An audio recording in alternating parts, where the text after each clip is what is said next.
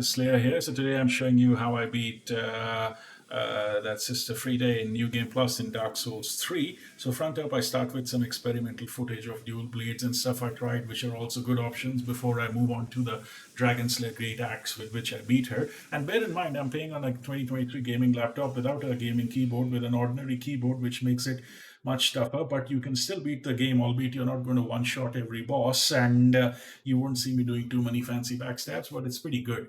So here we're just fighting over the backswords, and oh, this was one of a few teleports that she does in phase one and a bit in phase three that I actually figured out to avoid, and here got her. So online there is a technique whereby you can see the direction of the smoke and here for her footsteps to see where she's going to teleport. Now I play without sound, so that doesn't work, but if you're reasonably buffed and I've got good Estus, you can pretty much survive even if you take hits from those. And this is me fighting her in phase three. I did call Slave Knight Gale, but it is an in-game summon. It is not a co-op summon, which is almost like cheating. It makes it pretty easy if you call another player. So this is an in-game summon, and you still need to do most of the work yourself. So I kind of count it as a win. And he's quite useful if you time it right. So you've got to fight phase one on your own. And here was another one of her charging moves that you need to dodge. You got to fight phase one on your own, and then he comes to help you in phase two. But in phase two, you've got to kill Father Ariandel pretty quickly by getting behind him. Otherwise, this guy dies.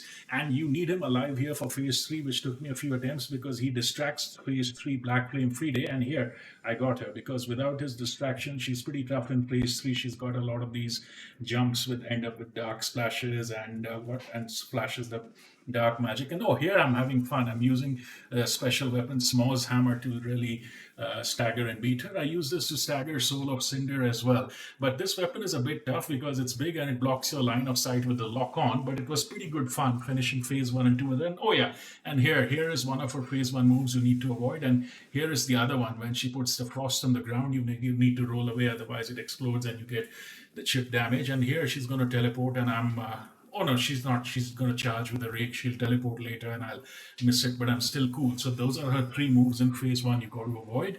And in phase two, Father Ariandel keeps on banging his flail, or occasionally spraying fire while walking around, and she follows on behind him, occasionally restoring his health and putting in frost. So she's freezing the floor to make it explode while he's throwing fire. So what you've got to do is just watch out for a frost when she does, back off, and otherwise just get behind Father Ariandel. She wouldn't really attack you much. And here again, we finished phase one and two with this Smaug's hammer as well, and with a little bit of application, I would have done phase three like I did with the Dragonslayer Greataxe.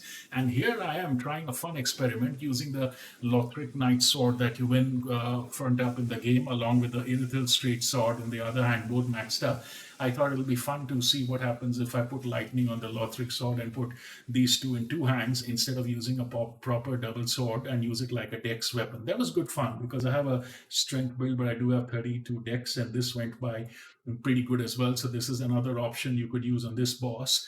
Now, bear in mind, even if you don't have weapons as advanced as these or are not as high build as I have, that's okay. That even if you're new in the game, if you've reached here, you're good enough to reach here, you pretty much have what it takes if you follow the right technique. Because in Ashes of Ariandel, while the characters do heavy damage to you, they take heavy damage as well, and you're basically put in scenarios where, like, you've got to avoid counter two opponents or challenges at a time. Like we saw, she was trying to distract you by getting. And here I've tried something else, that if you win the Lothric Knight Great Sword, which you often win in Lothric Castle just before you reach Dragon Barracks, I use that instead of the Lothric Knight Sword and using the Irithil Sword on the left. So I've got both lightning and ice, and that went by pretty quick as well, and that was good fun. And some people love this sword. This alone, they use it to stagger her or whatnot, but that probably works with the controller or on the consoles.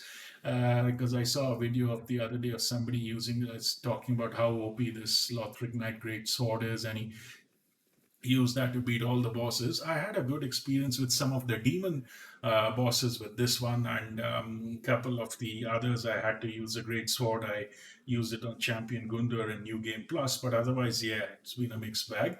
But yeah, so that's pretty much it. That in phase one, watch out for her teleport, her frost, and her that move where she lifts you up with a rake. In phase two, you've just got to avoid her Frost and Father Ariandel's fire, which is pretty easy, and stay behind Father Ariandel and whack him easy. Sometimes it's easy to whack her in phase two as well, but you've got to avoid. And bear in mind that she did that 3 or 4 hit combo here. That the keyboard, if you can't backstab, turn around and backstab as quickly as you can with the console, that when she does the 3 to 4 hit combo, after 3 hits, it can break your guard. So just be careful. Best to dodge instead of trying blocking that. And yep, here I'm just continuing on with those double swords and stuff. And yeah, just having some fun. So you've got to run around a bit in phase 2, and here we're about to enter the phase 3. This was one of my first attempts, and now I'm using this Dragonslayer Greataxe. I loved it. In the attempt that I won, which I just had the phase 3 footage of that to show you, which I showed earlier basically. In phase 1, I got her pretty easily. This Dragonslayer Greataxe has helped me beat a lot of bosses in New Game Plus. And you could pretty much dodge block. I had a good phase 1 against her, and in phase 2, I used a I've increased my FP a bit, so I used 4 successive weapon arts of this weapon, and that was enough to take off Father Ariandel. So I got phase 2 done quickly so that I could enter phase 3 with this one. But this isn't my successful phase 3 attempt, which I showed you earlier. This was the first one in which I came close, and then she got lucky. So Gale died, and then here I wasn't familiar with this Black Flame Friede Vide's moves. So, and I tried to, load up its FP when I didn't. So I kind of here, you see, she killed me there. So she's pretty quick. So you've got to be pretty precise in your moves with her and stuff.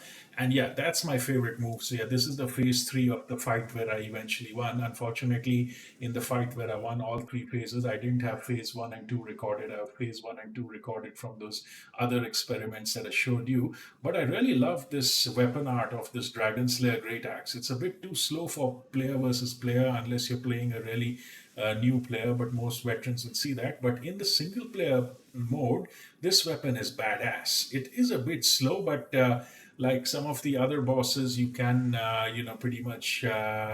Get all of those demons, Stray Demon and the other demon and Abyss Watchers. I one shot phase 2 of Abyss Watchers, as you would have seen in my prior video with the weapon art of this thing as well. So, and I've almost beaten Soul of Cinder with it. I'm still working on the Soul of Cinder new game fight, and here this was my successful attempt. But the weapon art and the lightning damage that this weapon does, this Dragonslayer Great Axe, is pretty good.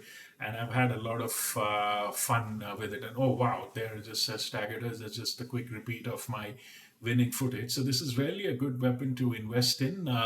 Though like you can pretty much win it by transposing Dragon Slayer Armor Soul once you beat him, and he isn't that bad to beat. That if you're a new player, you're playing the base game before you enter New Game Plus. In the normal run, I had beaten Dragon Slayer Armor and Champion Gundar using just a Lothric Knight sword and no shield and staying close to them and dodging.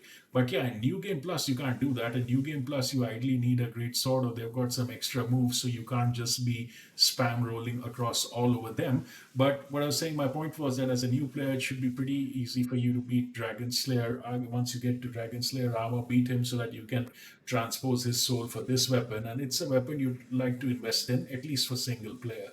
Now we are back to my other dual wield experiments that I've just, kind of shown here. So this was quite an interesting boss fight on the whole. It was a bit different. So when I played the base game, like the first run, the game was pretty much the uniform difficulty throughout. In New Game Plus, some of the characters were slightly tougher. Most of the bosses were same, but Champion Gundar and Soul of Cinder were particularly tougher, and Dancer was a bit tougher as well in New Game Plus. But most people say that it's not really until you reach New Game Plus 3 or 4 that you see a genuine increase in difficulty. But there is a bit of difference in terms of the bosses using their weapon arts and using some more moves and making it harder for you to, just stay within touching distance and strafe all around them on a continuous basis. And they've got more.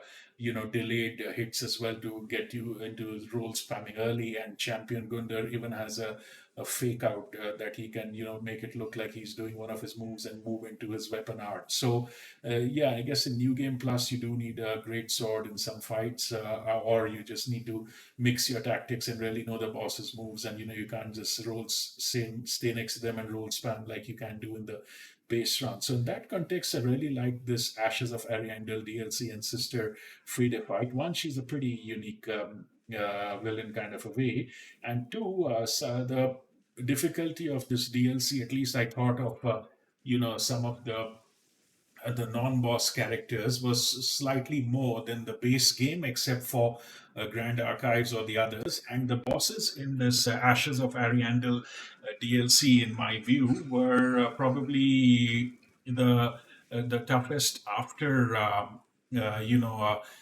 this. After Soul of Cinder and Champion Gunder, but Champion Gunder is easy if you parry him. I'm talking about if you don't parry the guy, then he's a totally different beast altogether. So yeah, so it's pretty interesting, and you've got to. This was a bit refreshing. It felt like a slightly more updated version of Dark Souls 3, which feels a bit more current than the 2016 game, with some interesting challenges and new weapons. But honestly, the weapons you win, like Sister Friede's scythe or that whip. I haven't tried that whip, but I didn't find the scythe very useful unless you were playing at a PvP versus a new player. But against experienced PvP and in single player, it was pretty ordinary against the bosses, though at times it could stagger the bosses. If you have a different thing, let me know. But you do win a lot of Titanite slabs in this Ashes of Ariandel DLCs, and the wolves are like a slightly better version of the dogs, and it's pretty clever. It puts you in situations where you've got to fight multiple opponents and challenges at a time. And although this DLC was short, I found it pretty interesting. And Sister Friede is quite a compelling character. There's a lot of people talking about how they beat her, a lot of analysis of her origins and stuff, and it's quite a different kind of a villain altogether, like somebody who comes across as polite and presentable and very articulate and kind and old world kind of grace. And all of a sudden you find that whoops, that was actually the final boss. Like you walk past her, and then as you're talking to Father Ariandel, there's that famous scene where she's like, "Fret not, Father, there's no need for thy prayer." And I'm like, oh yeah. And I'm like, so that was quite a unique thing, and she's got some interesting moves. And I've seen a lot of funny videos of people fighting her, and there was somebody who's like, "Oh no, I'm not dying to you. I just beat Nameless King." And that's true. Like she isn't that tough. Though I haven't quite mastered Nameless King and Soul of Cinder yet, but yeah, that was quite an interesting video. And one more thing to note is that although this is a three-phase boss fight, the first time you beat the first two phases, you win the Titanite slab that you were going to win by beating this fight. So that's a pretty good reward. So the only, of course, you need to beat the full fight to get her.